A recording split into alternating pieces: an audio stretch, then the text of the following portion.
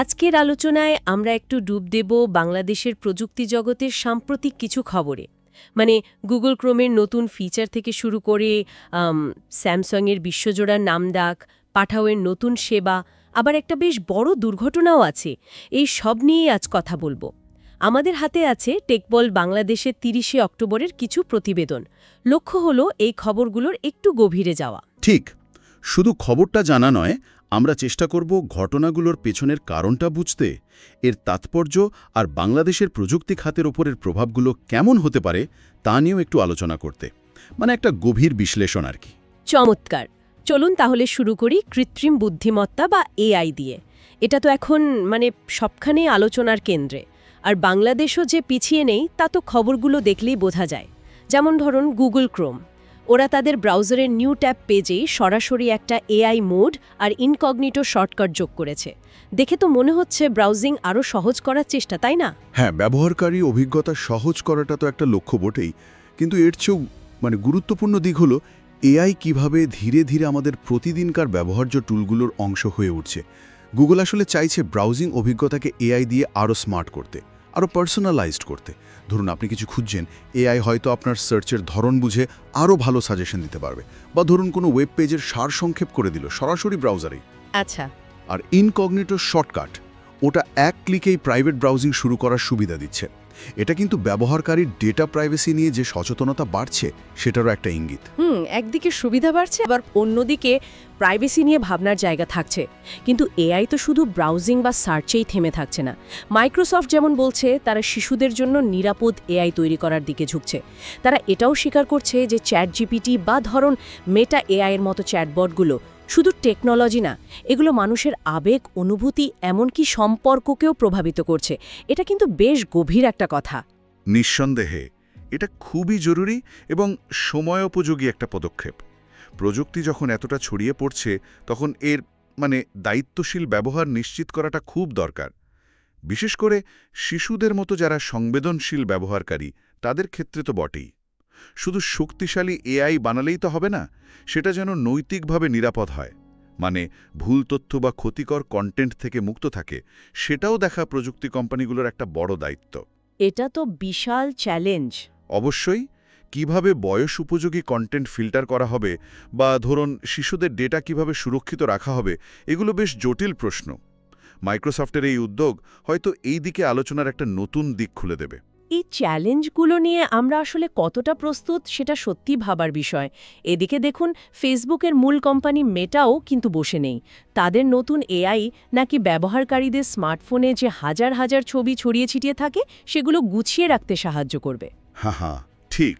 ব্যাপারটা বেশ কাজের মনে হচ্ছে, বিশেষ করে যাদের ফোনের গ্যালারি ছবি সাগরে ডুবে থাকে। হ্যাঁ, সেটা তো ঠিকই। এটা আসলে এআই এর ব্যক্তিগত ব্যবহারের ক্ষমতাকে দারুণভাবে তুলে ধরে। আপনার ব্যক্তিগত ডেটা, এক্ষেত্রে ছবি, ব্যবহার করে আপনার জীবনকে সহজ করার একটা চেষ্টা। এআই আপনার ছবির বিষয়বস্তু, মানুষজন, জায়গা এগুলো চিনে নিয়ে সুন্দর করে সাজিয়ে দেবে। কিন্তু এখানেও সেই প্রাইভেসি আর ডেটা ব্যবহারের প্রশ্নটা এসেই যায়, এবং সেটা এখন আরও জোরালোভাবে। এই সুবিধার জন্য আমরা তো আমাদের ব্যক্তিগত ছবির অ্যাক্সেস এআইকে দিচ্ছি। তো সেই ডেটা কিভাবে ব্যবহার হচ্ছে, কতটা সুরক্ষিত থাকছে, অন্য কারো হাতে যাওয়ার ঝুঁকি আছে কিনা, এই বিষয়গুলো নিয়ে স্বচ্ছতা থাকাটা খুবই জরুরি। ব্যবহারকারীর বিশ্বাস অর্জন আর সেটা ধরে রাখাটা এখানে আসল চ্যালেঞ্জ। ঠিক। প্রযুক্তির এই ব্যক্তিগত পর্যায়ে ঢুকে পড়াটা একদিকে যেমন সুবিধার, অন্যদিকে একটু অস্বস্তিরও কারণ হতে পারে যদি নিয়ন্ত্রণটা ঠিকমতো না থাকে। আচ্ছা, এআই এর জগৎ থেকে বেরিয়ে এবার একটু দেশের ভেতরের দিকে তাকাই কেমন? হ্যাঁ, চলুন। বাংলাদেশের প্রযুক্তি শিল্পের কিছু গুরুত্বপূর্ণ ঘটনা, কিছু অংশীদারিত্বের খবর আছে। প্রথমেই আসি পাঠাওয়ের কথায়। তারা তাদের 10 বছর পূর্তি উদযাপন করছে। এটা তো একটা বেশ বড় খবর। 10 বছর? একটা দেশীয় প্রযুক্তি স্টার্টআপের জন্য এটা সত্যিই একটা বিরাট মাইলফলক। আর এই উপলক্ষে তারা সিএনজি সেবাও চালু করেছে, সাথে আবার ক্যাশব্যাক অফারও আছে।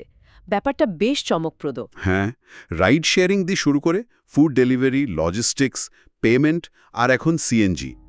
এটা তাদের ব্যবসার মডেলের যে বিবর্তন আর স্থানীয় বাজারের চাহিদা বোঝার যে ক্ষমতা, সেটার প্রমাণ। সিএনজি সেবা যুক্ত করাটা একটা ইন্টারেস্টিং পদক্ষেপ। এটা দেখাচ্ছে যে তারা শুধু আধুনিক প্রযুক্তি নির্ভর সেবাই না, বরং দেশের যে প্রচলিত পরিবহন ব্যবস্থা তার সাথেও নিজেদের প্ল্যাটফর্মকে জুড়তে চাইছে। মানে একেবারে গ্রাসরুট লেভেলে যাচ্ছে। গভীরে যাওয়ার একটা স্পষ্ট ইঙ্গিত দিচ্ছে। সত্যি, স্থানীয় বাজারের সাথে খাপ খাইয়ে নেওয়াটা জরুরি। আচ্ছা, শুধু দেশীয় বাজার নয়, আন্তর্জাতিক ব্র্যান্ডগুলোর দিকে তাকালেও একটা খবর বেশ চোখে পড়ার মতো। স্যামসাং ইলেকট্রনিক্স, ও হ্যাঁ, তারা আবারও বিশ্বের সেরা 5টি ব্র্যান্ডের তালিকায় জায়গা করে নিয়েছে, এবং এটা তারা টানা 6ঠবারের মতো করল। ইন্টার ব্র্যান্ডের এই তালিকা তো বিশ্বজুড়ে ব্র্যান্ড ভ্যালুর একটা বড় মাপকাঠি। একদম।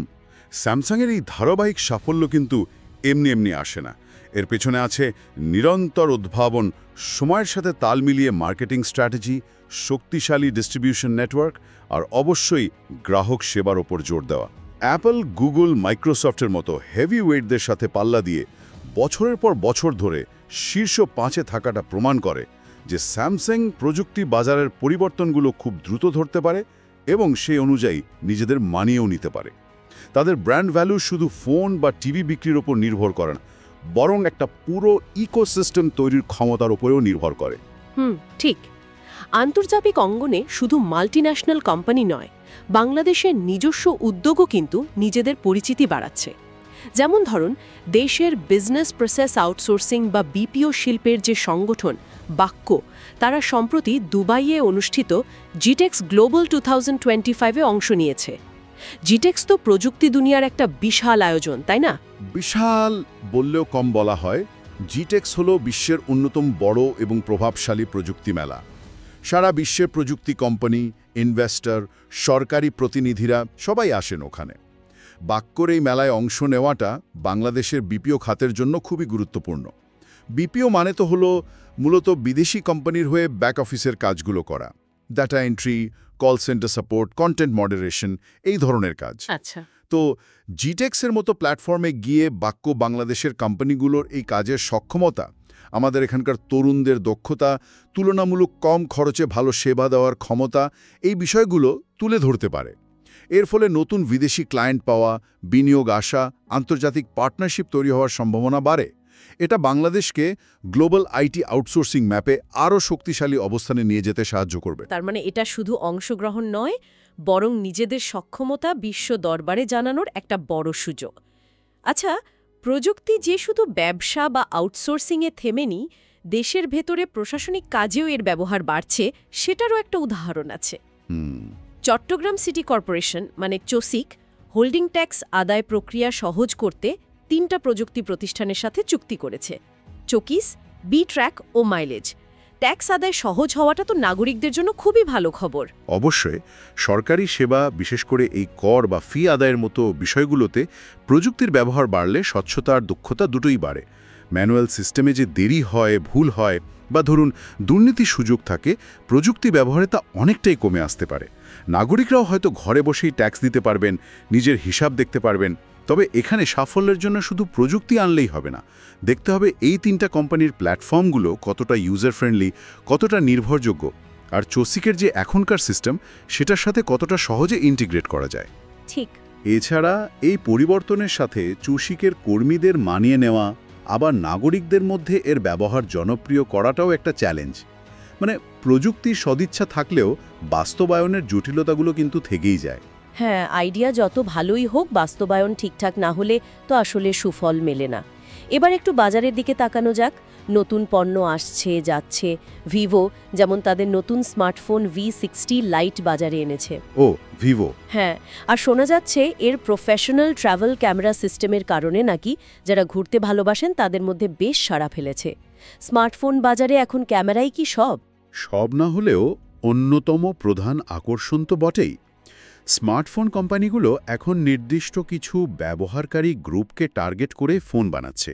ভিভোর এই ফোনটি তারই একটা উদাহরণ। প্রফেশনাল ট্রাভেল ক্যামেরা সিস্টেম, এই কথাটা দিয়েই তারা ভ্রমণকারীদের টানতে চাইছে। এর মানে হতে পারে ফোনটাতে হয়তো ভালো জুম লেন্স আছে, কম আলোতে ছবি তোলার ক্ষমতা বেশি, ভিডিও স্টেবিলাইজেশন ভালো, অথবা ধরুন প্যানোরামা বা টাইম ল্যাপসের মতো ট্রাভেল ফ্রেন্ডলি ফিচারগুলোতে জোর দেওয়া হয়েছে। আচ্ছা। এখনকার ক্রেতারা, বিশেষ করে ইয়াং জেনারেশন, ফোন কেনার আগে ক্যামেরার স্পেক্স খুব খুঁটিয়ে দেখে। তাই কোম্পানিগুলো ক্যামেরা টেকনোলজি নিয়ে প্রচুর রিসার্চ আর মার্কেটিং করছে। বাজারের এই সব নতুন পণ্য, নতুন ফিচারের খবরের পাশাপাশি একটা বেশ উদ্বেগজনক আর দুঃখজনক খবরও আছে। সম্প্রতি ঢাকার হজরত শাহজালাল আন্তর্জাতিক বিমানবন্দরের কার্গো ভিলেজে একটা ভয়াবহ আগুন লাগার ঘটনা ঘটেছে। হ্যাঁ, শুনেছি।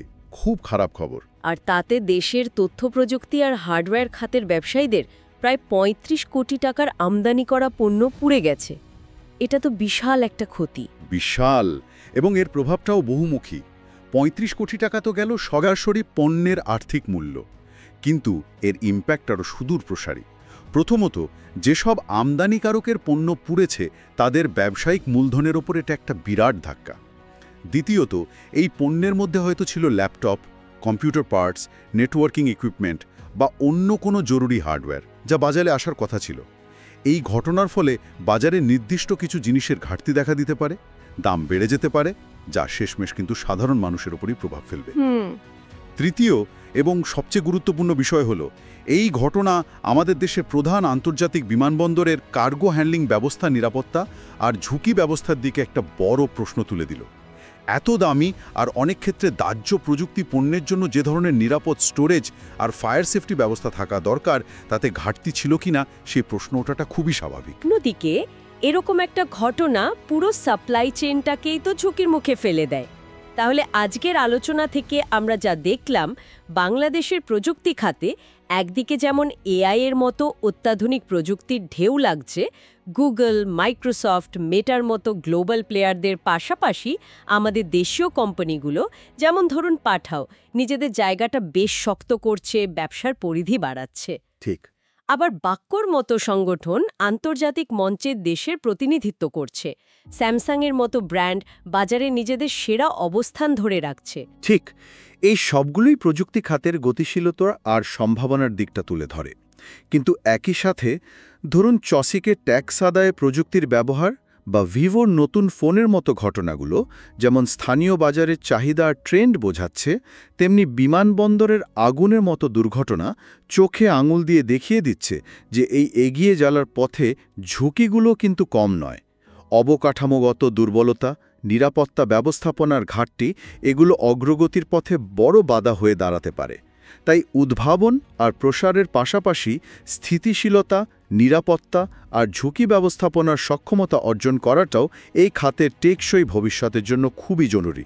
এই পুরো ছবিটা আসলে খুবই জটিল আর নানা দিকে বিস্তৃত। একদিকে আমরা দেখছি প্রযুক্তি আমাদের ব্যক্তিগত জীবনকে সহজ করার কথা বলছে। গুগল আমাদের ব্রাউজিং ভালো করছে, মেটা আমাদের ছবি গুছিয়ে দিচ্ছে। অন্যদিকে মাইক্রোসফটের মতো কোম্পানি আবার এর নৈতিক দিকটা নিয়েও ভাবছে, যেমন শিশুদের জন্য নিরাপদ পরিবেশ তৈরির কথা। এখানেই একটা গভীর চিন্তার খোরাক রয়েছে, যা হয়তো আমাদের শ্রোতারাও একটু ভেবে দেখতে পারেন। হ্যাঁ, আলোচনায় শেষ করার আগে শ্রোতাদের জন্য ঠিক এই সংক্রান্ত একটা প্রশ্ন রেখে যেতে চাই। আমরা একদিকে দেখছি ব্যবহারকারী পর্যায়ে এআই প্রযুক্তি দ্রুত বিস্তার ঘটছে, নানা সুবিধার কথা বলা হচ্ছে। অন্যদিকে এর নিরাপদ ও নৈতিক ব্যবহার নিয়েও বিশ্বজুড়ে আলোচনা হচ্ছে, যেমনটা মাইক্রোসফটের উদ্যোগে দেখলাম। এই প্রেক্ষাপটে বাংলাদেশে এআই প্রযুক্তির এই দ্রুত গ্রহণ এবং প্রয়োগের ক্ষেত্রে আমরা নৈতিকতার দিকগুলো নিয়ে আসলে কতটা প্রস্তুত? অর্থাৎ একদিকে যেমন প্রযুক্তিকে দ্রুত গ্রহণ করে উন্নয়নের গতি বাড়ানোর একটা তাগিদ আছে, অন্যদিকে এর সম্ভাব্য ঝুঁকিগুলো, যেমন ধরুন তথ্যের গোপনীয়তা, অ্যালগোরিদমের পক্ষপাতিত্ব, চাকরির বাজারে এর প্রভাব, এই বিষয়গুলো মোকাবেলার জন্য প্রয়োজনীয় নীতিমালা বা সচেতনতার কাঠামো কি আমরা একই সাথে তৈরি করছি, নাকি আমরা শুধুই প্রযুক্তি জোয়ারে গা ভাসাচ্ছি? এই বিষয়টি নিয়ে আপনারা নিজেরা আরও গভীরে ভাবতে পারেন।